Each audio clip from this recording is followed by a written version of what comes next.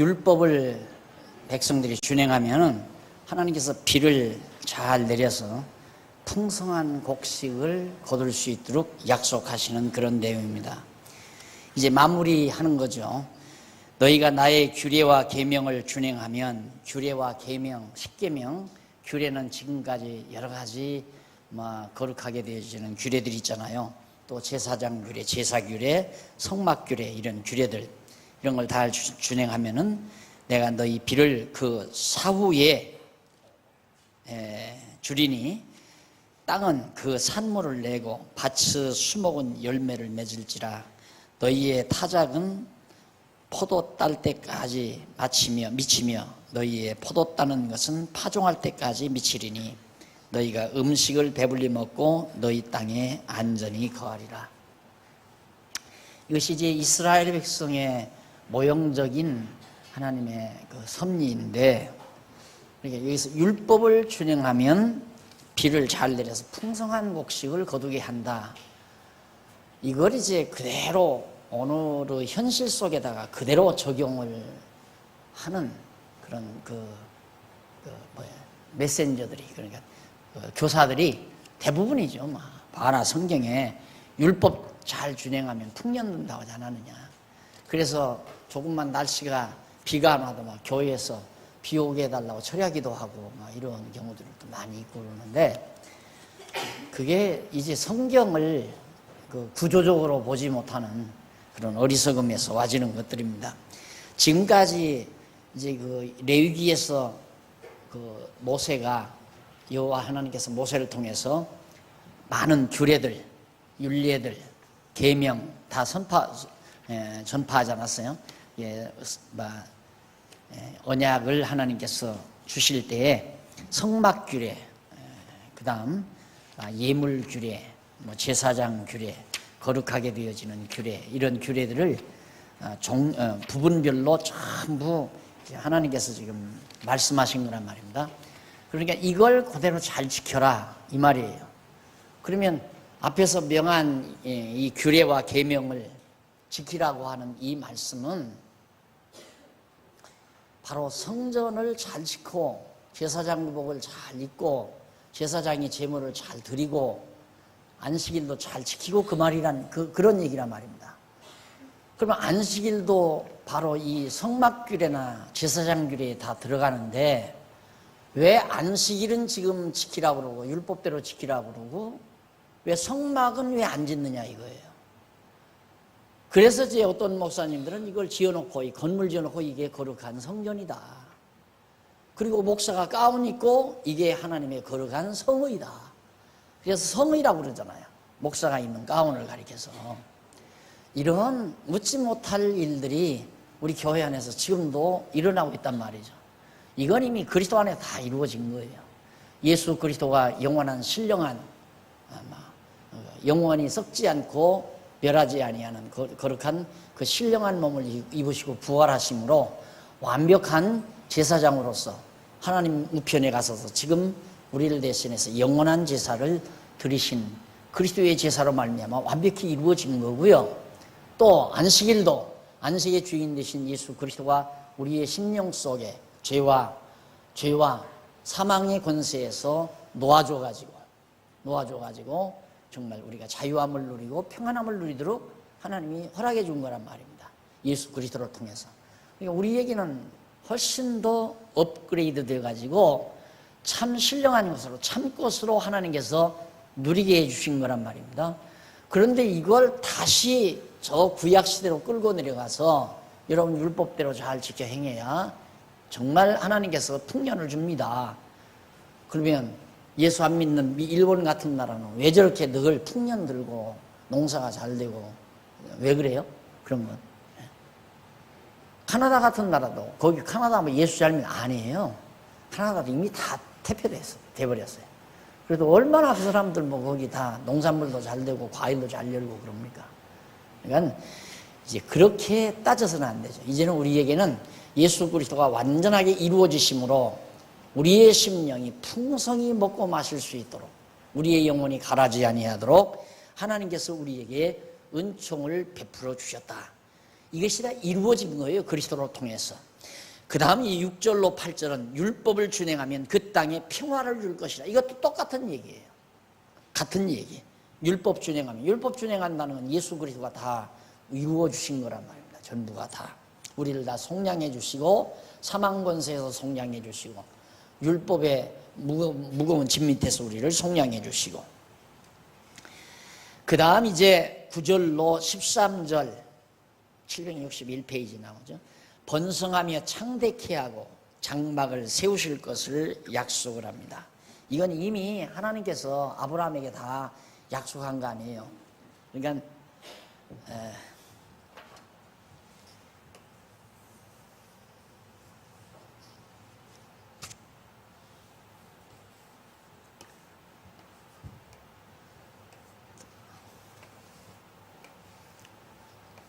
아브라함, 여기서 살던 아브라함 하란을 통해서 이리 불러들여 가지고 아브라함에게 너 동서남북 다 바라봐라. 다 보고 이 땅을 내 후손에게 주겠다. 근데 주는 증표로 당장 눈앞에서 보여주는 증표는 네가 재물을 갖다 놔봐라. 그래 아브라함이 재물 채려는데 비둘기 한 마리 안 쪼갰잖아요. 그러니까 그냥 솔개가 와서 채먹으려고 쫓아냈단 말입니다. 그리고 나중에 그 비둘기를 쪼개고 나서 제물을 드렸는데 하늘에서 불이 내려와서 응답해 버렸어요. 그게 뭐냐면 아브라함과의 약속의 증표예요. 틀림없이 내가 너와 언약한 대로 이 땅 내 자손에게 준다. 그리고 내 자손이 이 땅에 생육하고 번성해서 큰 민족을 이루어 다스리게 해주마. 이 약속을 하고 또 하나의 증표는 뭐냐면 내 자손이 이방에 가서, 여기 이방 애굽이죠. 애굽에 가서 아주 연대까지 계산해 줘요. 400년 동안 종살이 한다.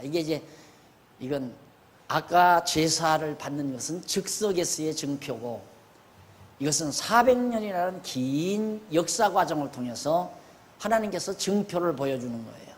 반드시 내가 너와 언약한 대로 이루어주는 과정은 내가 애굽에 가서, 내 자손이 애굽에 가서 400년 동안 종살이 한 다음 돌아와서 이 땅을 점령하고 산다. 그리고 여기서 생육하고 번성해서 큰 민족을 이루어 다스리게 해주마. 이렇게 하셨기 때문에 정말 그대로 400년 종살이 했고 한 대로 끝나고 나니까 애굽에서 건져내서 지금 여기 온 거란 말입니다. 시내산에 이스라엘 자손들이 여기 와 있어요. 지금 여기서 하나님께서 모세에게 지금 하시는 말씀이거든요. 그러니까 율법을 준행하면 평화도 주고 네가 번성하여 창대케 한다. 이미 아브라함 이때 500여 년 전에 아브라함에게 다 얘기를 했는데 얘기한 그대로 여기서 다시 한번 재확인하니 이제 여기 들어가면 내 민족이 굉장히 창대하게 된다. 그리고 내가 장막을 내가 세워주겠다. 그러니까 그 장막이란 하나 이제 국가, 나라 이런 의미도 되는 겁니다. 거기서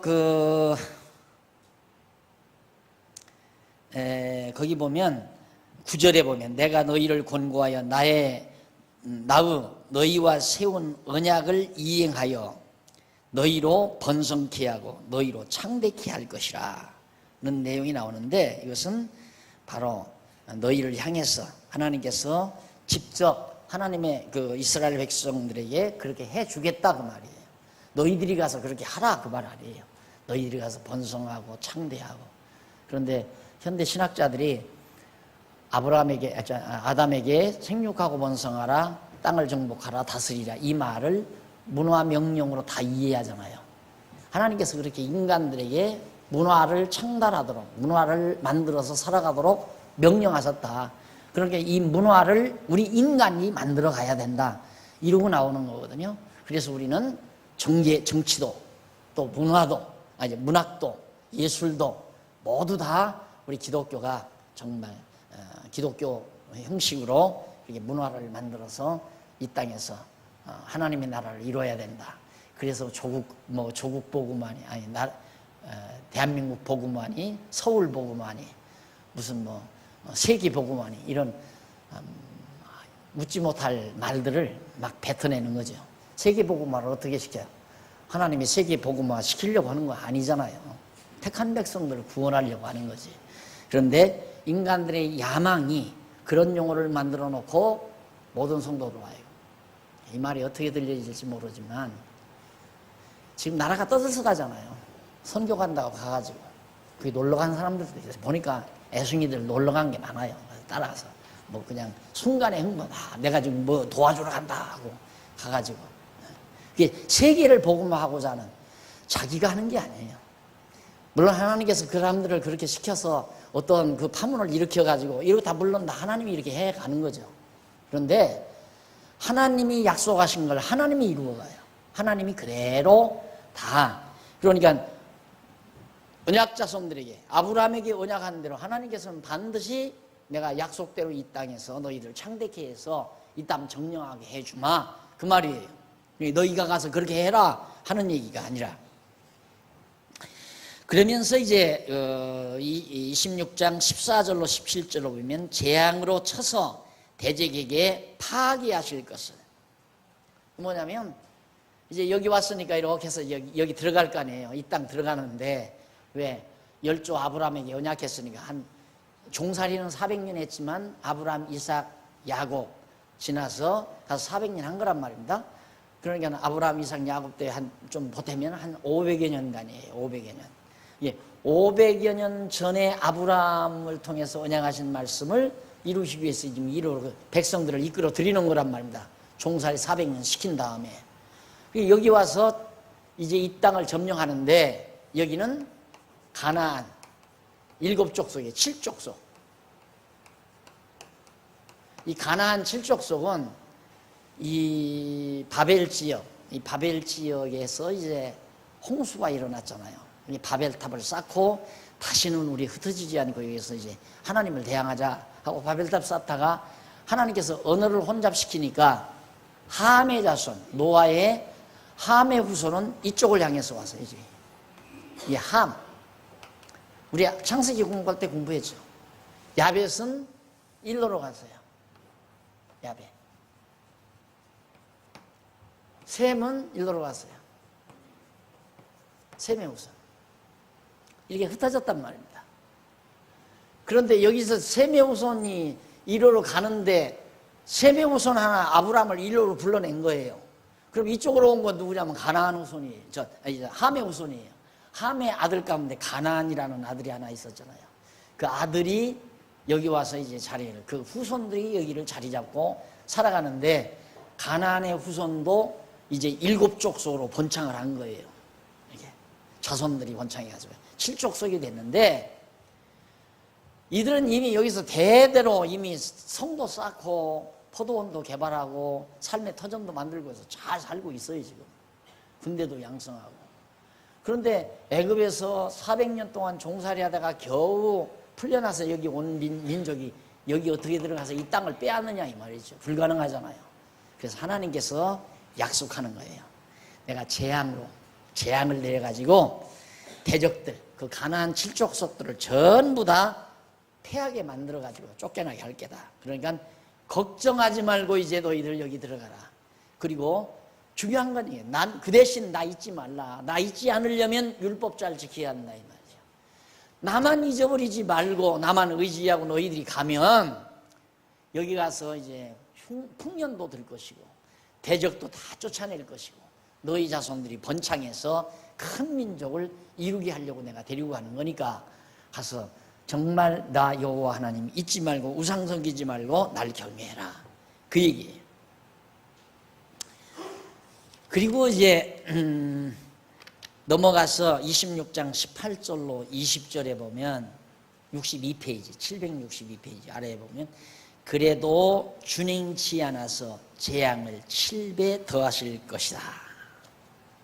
하나님이 이제 미리 예언하잖아요.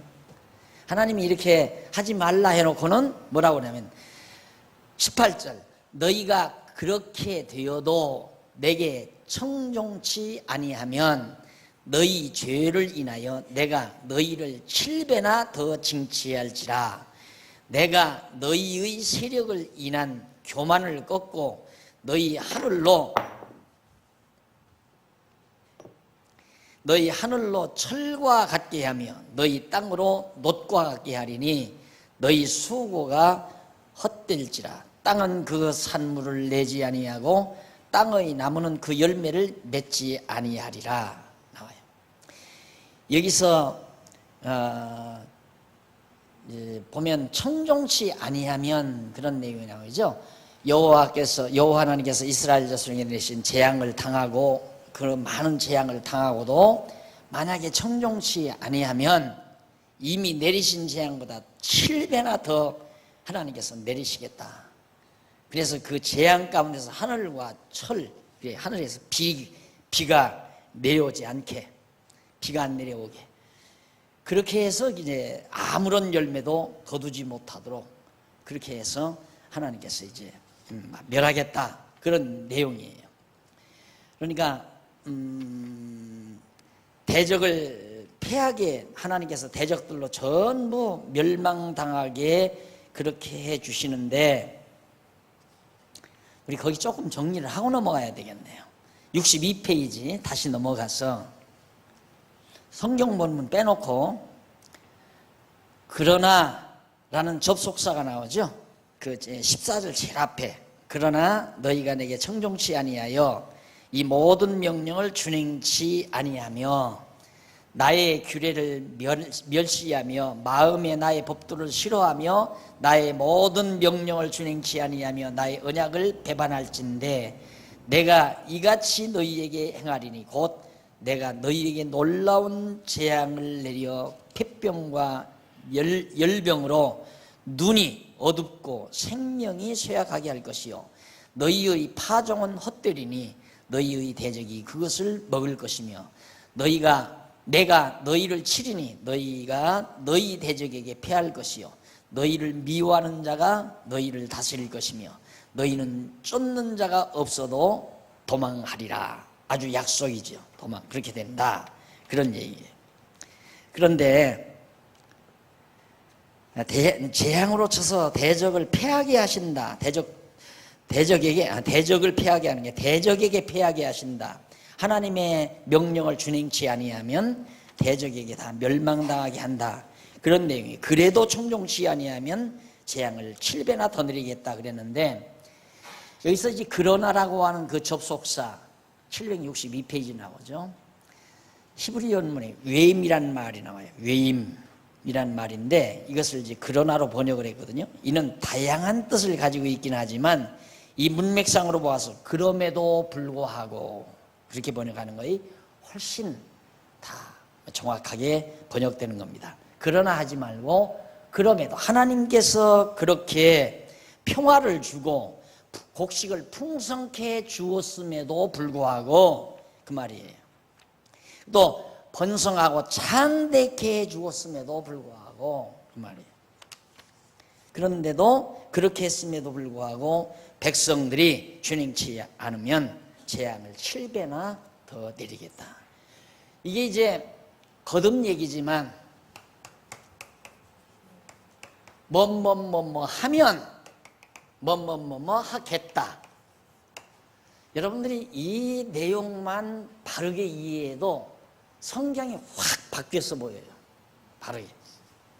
이걸 내가 지난주에도, 어제도 그런 얘기했죠. 지난 주일날에도. 이걸 그냥 우리 인간들이 보편적으로 사용하는 상대적 용어로, 국어사전적인 상대적 용어로 우리가 그렇게 이해를 한단 말입니다. 그러니까 백성이 뭐뭐뭐 하면, 불순종하면 말이죠. 불순종하면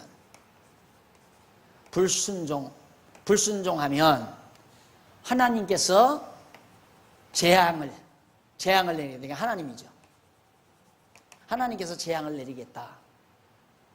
불순종 안 하면 재앙을 안 내리겠다, 이 말 아니에요. 그럼 하나님은 누구 따라서 섭리해 가느냐면 백성 따라서 섭리하는 거예요. 하나님이 무슨 계획을 가지고 주관적으로 뭘 이끌어가는 게 아니라 백성들이 어떻게 하나, 그러니까 항상 눈 뜨고 밝혀봐야죠. 저놈들이 어떻게 하나. 왜? 하는 데 따라서 하나님은 어떻게 해야 되니까. 나는 이것 때문에 고민 엄청 많이 했어요. 이 부분 때문에. 뭐 하나님이냐 그게. 인간 하는 대로 하나님이 뒤따라서 한다면 어떻게 하나님이냐 이거죠. 그리고 내가 칼빈을 만나고자 했던 근본 요건도, 칼빈은 절대주권 얘기예요.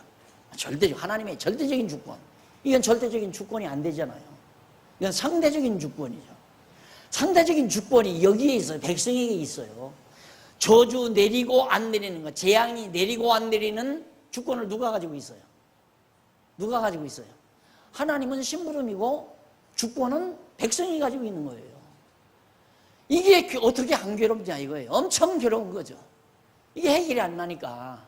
하나님은 절대 주권자라는데, 절대 주권자가 어떻게 백성들의 하는 여하에 따라서 결국 행동을 취할 수밖에 없는 분이냐. 이게 조화가 안 되니까 지금 대부분의 모든 신학자들의 고뇌가 여기에 있어요. 요 초점에 달려있다면. 성경 어디를 봐요? 요 예언이, 이게 뭐 하면, 이게 이제 우리 국어사전에는 가정법에서만 나오죠. 만일 이렇게 하면, 그 말이에요. 여기서 이제 만일이란 말이 우리 인간 상대적인 용어로는 바로 히브리 말로 임이란 말인데, 그 임이라고 하는 말이 만일이라고 번역하는 건 우리 인간 차원에서 만일로 번역해요. 근데 거기에 보면 만일이란 말로도 번역하지만 틀림없이 그 말이에요. 틀림없이 백성이 불순종하면, 그 말이에요. 틀림없이 그러니까 백성들이 불순종하는 것도 틀림없이 불순종한다 그 말이에요. 그러니까 백성들이 틀림없이 불순종하는데 그 불순종하면 하나님이 재앙을 내리겠다. 내리신다 이 말. 내리겠다. 그러니까 이것도 틀림없이 되고 이것도 틀림없이 되는 거예요. 누가 그렇게 하는 거예요? 하나님이 주권적으로 그렇게 하신다 이 말이에요. 백성들한테 태어나지도 않았는데 불순종할 걸 어떻게 백성들이 불순종하면 하나님이 재앙 내리고 안 하면 재앙 안 내리고. 이해하는 건 우리 인간의 이야기는 아주 쉽죠. 그렇지. 우리가 잘하면 하나님이 복주고 잘못하면 저주하지. 보편적으로 다 그렇게 알고 있으니까 그 말이 다 쉽단 말이에요. 일단 그게 딱 받아들여지면 이미 세뇌된 거예요. 이제 그 방향으로 계속 몰아가면 되는 거예요. 여러분, 교회 안 나면 저주받아. 하나니까 안 내면 벌받아. 계속 그러면 성도들은 그냥 그게 꽉 체계가 잡혀지는 거예요. 길들여진다 이 말이에요. 그것이 차별화된 거 그게 아니에요. 절대 그거 아니에요. 이대로 틀림없이 하나님의 정하신 뜻대로, 왜? 정하신 뜻이거든요. 이게 불순종하면 이렇게 재앙 내리시기로 이미 하나님이 정해놨다 이 말. 이 하면이란 말이 가정법이 아니라 확정. 이건 가정법 앞에 붙여지는 용어고, 이건 확정적인 용어 앞에 붙이는 건 틀림없이 그렇게 된다 이 말이에요. 이렇게 번역을 했어야 되는데 성경을 전부 만일로 번역해놨어요. 만일은 인간 대 인간끼리 너 내 빚 안 갚으면 내가 고발할 거야. 나 고발하겠다. 맞잖아요 그 말은. 만일 내가 빚을 갚으면 나는 고발 안 한다. 그러나 내가 만일 빚을 안 갚으면 나는 고발하겠다. 그게 바로 인간과 인간끼리 상대적인 용어예요. 그러나 여기는 지금 하나님과 백성이에요. 이건 상대자가 아니에요. 종속자지. 절대자고. 하나님은 절대자고 이것이 인간은 피조물이란 말입니다. 이런 종속관계에서, 수직관계에서 어떻게 수평관계로 이해하느냐 이 말이에요. 수직관계에서 오고 가는 말을 어떻게, 수직관계에서 오고 가는 말을 수평관계로 이해하니까 이해가 안 된다 이 말이에요. 전부 이 만일이라는 말을 틀림없이라고 하는 용어로 번역하면 틀림없이 백성들이 불순종하는데 하나님은 재앙을 내린다. 그랬을 때, 그러게 되면, 그러니까 불순종하게 되면, 그 말은 일의 차설을 말하는 거예요. 불순종하면, 그 만변이란 가정법에서 붙는 의미가 아니라, 동사의 의미가 아니라 일의 순서. 밥 먹으면 배부르더라 이거예요. 밥 먹으니까 배부르더라. 이 순서 아니에요? 밥 먹으면 배부르죠. 그리고 열심히 일을 했더니만 피곤하더라. 일하면 피곤하다. 일하면 피곤하다. 조건은 조건처럼 느껴지지만 그건 일의 순서예요. 그러니까 하나님이 백성들이 불순종하게 되면 하나님은 이제 재앙 내리겠다. 그대로 역사상에서 이루어져요. 이제 그게 열왕기 상하에서도 이루어지고 마지막 이제 에스라 느헤미야 에스라 때도 이루어지고 그대로 다 이루어져요. 예언대로. 그래서 이 레위기 26장 이거 여러분 항상 기억하고 계셔야 됩니다. 이거 기억하고 있다가 그다음 역사서 배울 때 이게 다시 반복이 돼요. 역사서 배울 때 봐라. 레위기 26장에서 예언된 대로 봐라. 그대로 이루어지지 않느냐 이 말이에요. 왜? 틀림없이 하나님이 그렇게 정해 놓으셨으니까 그렇게 이루어질 수밖에 없는 거예요. 그래서 여러분 이 관계는 앞으로 성경 공부할 때 정말 절대 잊어버려서는 안 돼요. 이건 뭐 암기하는 것도 아니니까 이해니까 절대 상대적인 차원에서 만일로 이해하지 말고 틀림없이 절대적 차원에서 틀림없이로 여러분들이 이해를 하고 넘어가라. 성경 번역이 다 잘 된 게 아니에요. 잘못된 게 많단 말입니다. 그 다음 그러니까 하나님께서 그렇게 다 해주었는데도 불순종하게 그럼에도 불구하고 백성들은 틀림없이 불순종한다 이 말이에요. 불순종할 때 하나님은 재앙 내리겠다 그 말이거든요. 자 그러면서 7배나 더한다. 그리고 26장 21절로 22절 들짐승이 나와 자녀와 육축을 멸하게 하신다. 들짐승들이 막 다 몰려와가지고 자녀들도 육축들도 전부 다 잡아먹고 물어가고 그렇게 하게 하겠다. 그 다음 23절로 26절 칼을 가져다가 전쟁이죠. 칼을 가져다가 원수를 갚고 재앙 내리겠다. 이게 전부 하나님께서 확정된 사건이에요. 확정된 언약이지 이것이 가정이 아니에요. 엄포가 아니라 말입니다. 너희들이 이렇게 만약에 불순종하면 내가 이렇게 하겠다 하고 엄포하는 게 아니라 분명히 백성들이 이제 불순종하게 되는데 바로 그 불순종한 후에 내가 이렇게 해 나가겠다 하는 얘기입니다. 그 다음 넘어가서 26장 27절로 33절 자녀의 고기를 먹고 열방에 흩어지게 할 것이다. 배고파서 자녀의 고기를 먹어요. 우리 우선 간단히 이해할 분도 계시니까 여기 재수생들도 많잖아요. 그러니까 하나 정리하고 봅시다. 지금 여기 모세 때 하네요. 모세죠? 그 다음 다윗이에요. 여기가 500년. 그 다음 이제 나와서 여기가 587년이죠. 여기가 바벨론 포로기. 이때 얘기예요. 그러니까 여기서 모세가 이게 이제 레위기거든요. 여기서 모세가 예언했는데 그 예언을 에레미야가 그대로 예언해요. 또 모세를 통해서 언약하신 하나님의 말씀에 근거해서 에레미야가 예언했는데 예루살렘 포위했을 때 먹을 양식이 없잖아요. 그러니까 그 안에서 자녀들 잡아먹은 거예요. 안 죽으려니까. 바벨론 군대들이 와서 딱 포위하고 있는데 뭐 먹고 살 게 있어야죠. 사마리아 성도 마찬가지예요. 사마리아 성에서도 아수르 군대가 와서 포위하고 있으니까 그대로 모세 때 예언, 지금 이 예언대로 그대로 되잖아요. 왜? 틀림없이 그렇게 된다 그 말이에요. 확정돼 있다.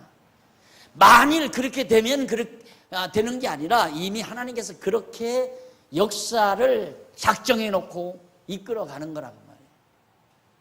여기서 더 치밀하게 예언하잖아요. 치밀하게, 자세하게. 예레미야가. 그래서 열방에 흩어진다.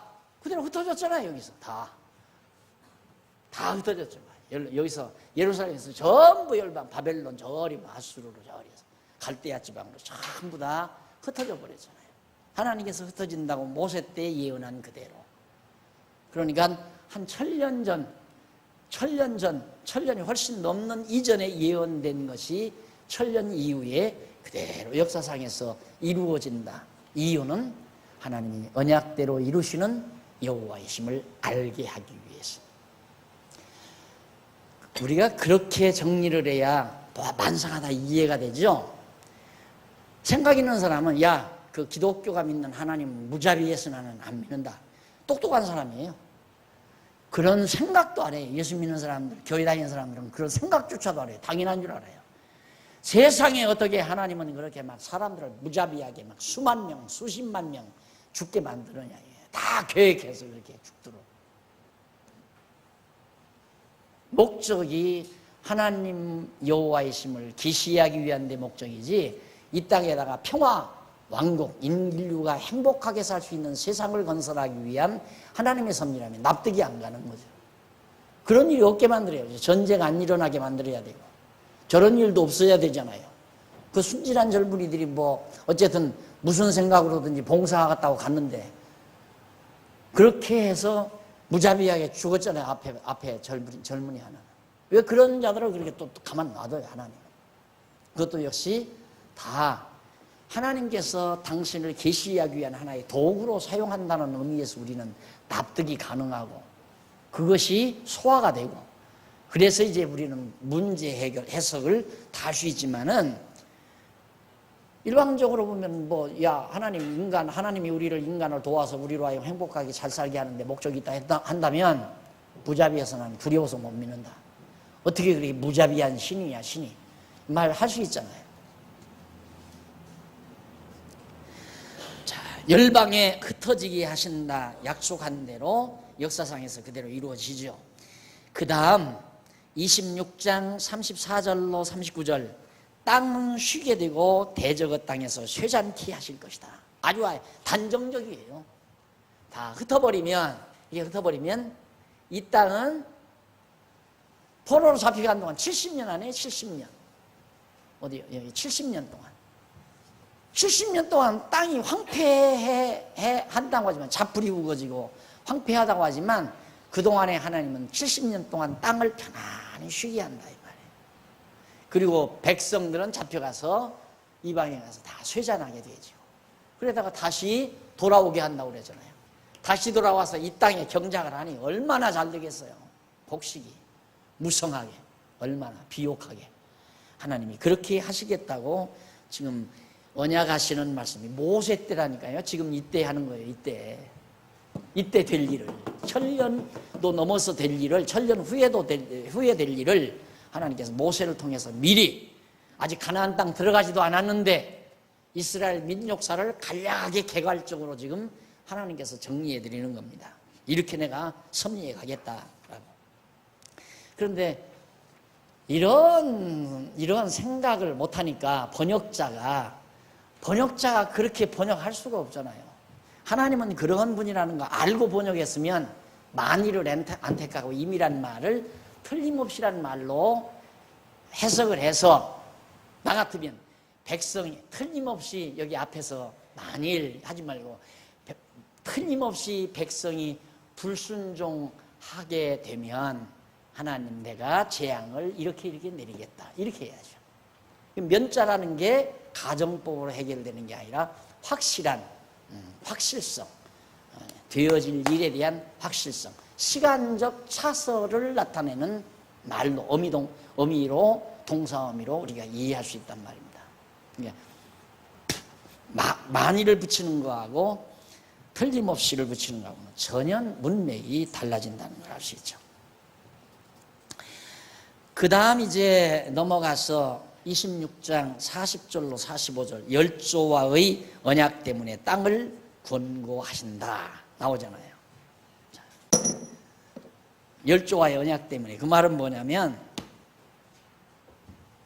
이 앞서 언약했잖아요. 아브라함과 이삭과 야곱에게 이 땅 준다고 하나님이 아브라함과 이삭과 야곱에게 언약했기 때문에 이 언약을 하나님이 잊지 않고 상기하셔서 기억하셔서 이렇게 이 땅에서 내쫓은 다음 그냥 놔두는 게 아니라 이 땅을 하나님이 다시 회복시켜 주겠다 이 말이에요. 하나님께서 약속한 대로. 하나님은 약속은 어기지 않는다. 언약은 안 어긴다. 그래서 열조와의 언약 때문에 땅을 이렇게 하나님이 다시 회복해 준다는 말씀이 40절로부터 45절까지 나옵니다. 그리고 46절 마지막 이상은 모세로 세우신 규례와 법도와 율례라. 이상 이렇게 그 중에서 26장은 결론이에요. 알았어요? 최종적 결론. 율례와 법도와 규례, 이 모든 말씀에 대한. 그리고 이것도 정해진 거예요. 이것도.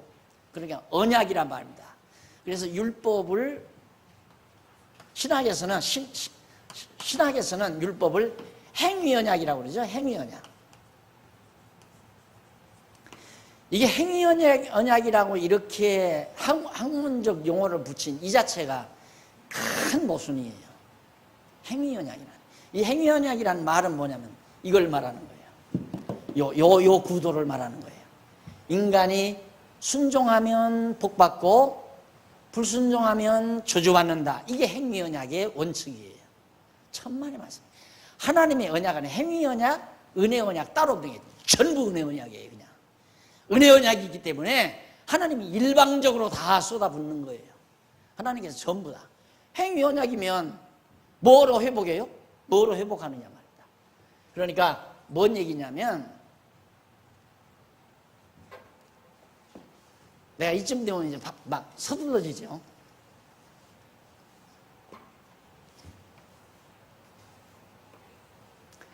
이제 일반 학문에서는 이 행위언약, 은혜언약 이렇게 나눠요. 은혜언약. 우리 성경신학에서는 은혜가 은혜 되게 하기 위해서 행위언약을 하나님께서 하시는 거예요. 은혜가 은혜 되기 위해서. 결국은 행위언약은 은혜언약에 다 삼켜버리는 거예요. 은혜언약 앞에서는 행위언약이 절대로 존재할 수가 없는 거예요. 그러니까 이것도 다 삼켜져 버리잖아요. 결국 만약에 설령 백성이 불순종해서 그 이유 때문에 망했다면 영원히 망해야죠. 그러면 이 말이 맞아요. 이게 통한다 이 말입니다. 그러나 하나님이 은혜로 베푸신 언약 때문에, 은혜 언약 때문에 하나님께서 아브라함과 이삭과 야곱에게 아무 조건 없이 언약했잖아요. 그 언약 때문에 다시 그 땅을 번고하시겠다. 결국 은혜 언약 안에서 행위 언약이라는 게 다 무산돼 버리잖아요. 그러면 행위 언약을 왜 주는가? 은혜가 은혜 된다는 사실. 너희들이 그렇게 불순종해도 너희들이 불순종 만약에 해서 불순종의 대가대로라면 영원히 망해야 되지만 내가 너희에게 베푸신 은혜로 인해서 내가 너희를 다시 회복해 준다. 그래서 은혜를 은혜로 깨달아 알게 하기 위해서 하나님께서는 형벌도 저주도 재앙도 바로 이렇게 인간의 행위와에 따라서 그렇게 베푸시는 거라 이 말이죠. 그러니까 결국 하나님께서는 당신의 정하신 뜻 따라 이렇게 섭리하지만 인간 편에서 볼 때 내가 저렇게 불순종하고 재앙당하니까 한가할 말이 없잖아요. 왜? 입을 다물게 하기 위해서. 내 입을 막기 위해서. 로마서 바울이 그 말을 한 거예요. 그래서 왜 하나님이 그렇게 하시는가? 인간의 입을 틀어 막으려고. 내가 뭐 잘못해서 이렇게 때립니까? 이 말 못하게 하기 위해서. 그래서 은혜가 은혜되기. 그 내용을 구체적으로 설명한 책이 죄와 율법과 죄 그리고 은혜라는 책입니다. 여러분 이제는 그 책을 자세하게 한 번 읽어갖고 안 돼요. 그렇게 한 번 읽어서 끝날 책 같으면 내가 쓰지를 않죠. 읽고 또 읽고 또 읽고 오늘 공부하고 나면 또 한 번 또 읽어보고 그러면 이게 이 얘기로구나. 그게 율법과 죄 그리고 은혜라는 이 내용을 밝히면 아시면 이런 건 거저예요. 이거 이해하는 건 간단하죠. 아주.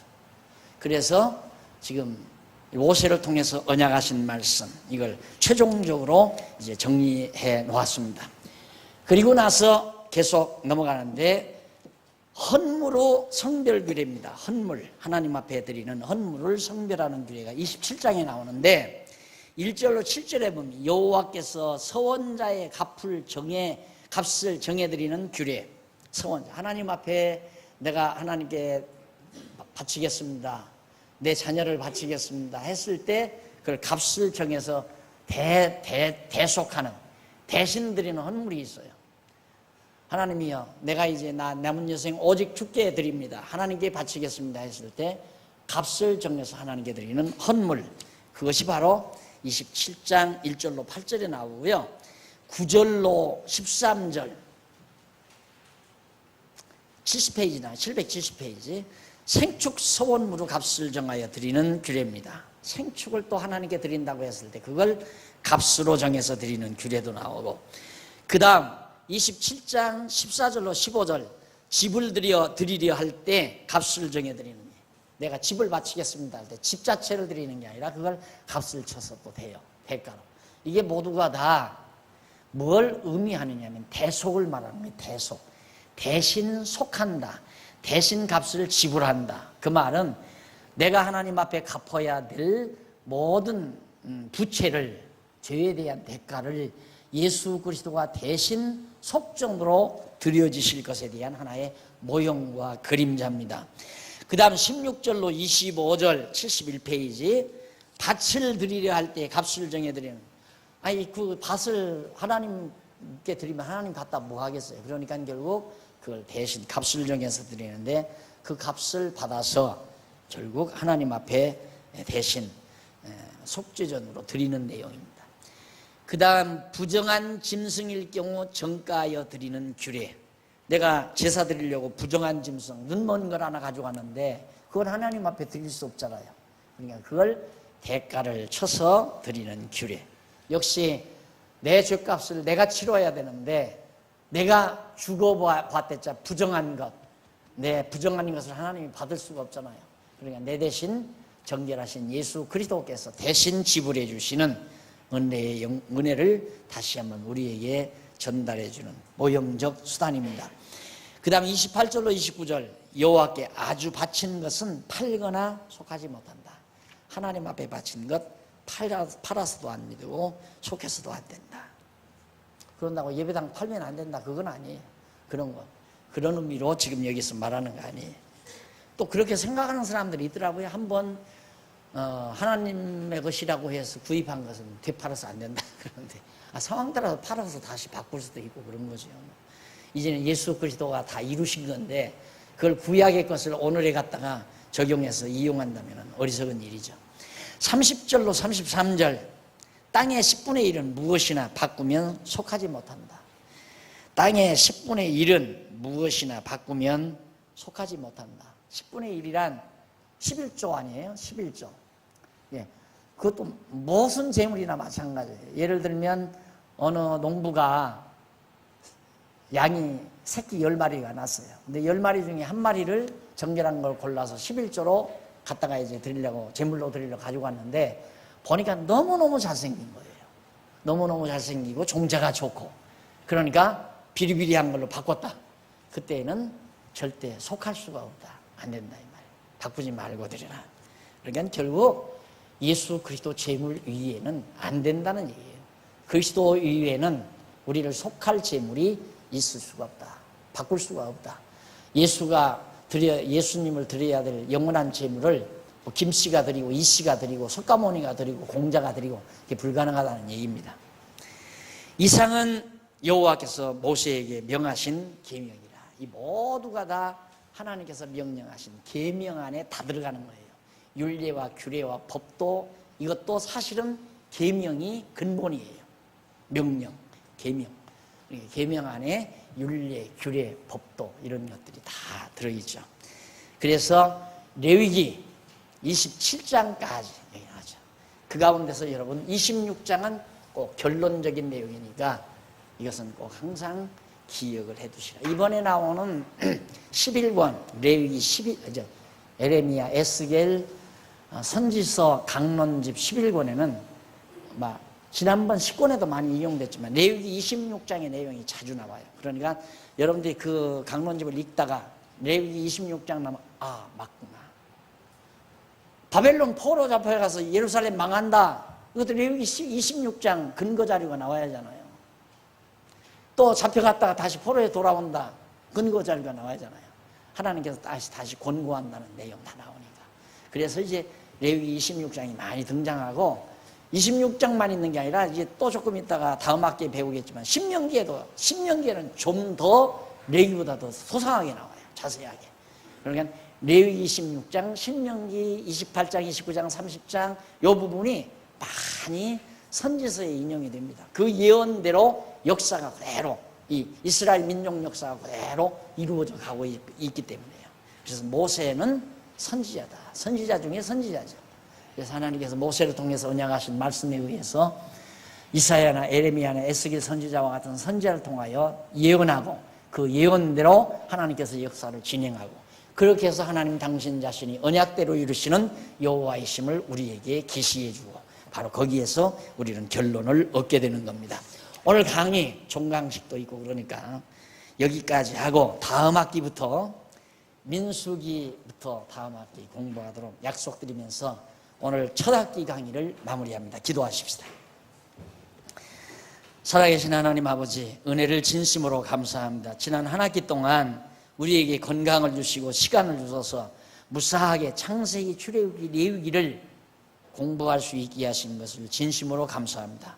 이 말씀을 배운 귀한 종들 지혜와 총명을 더욱 허락해 주셔서 배운 말씀 기억나야 될 때 반드시 기억나게 하시고 이 말씀이 우리의 생활의 빛이 되게 하시며 걸어가는 우리의 발걸음의 등불이 되셔서 정말 하나님의 선하신 뜻 따라 아름답게 살아가는 귀한 종들 되게 하시옵소서. 한 달 동안 방학을 합니다. 그동안도 하나님께서 건강 지켜주시고 다시 만날 때까지 주의 은총이 함께 하시옵시기를 비오며 예수님 이름으로 기도드립니다. 아멘.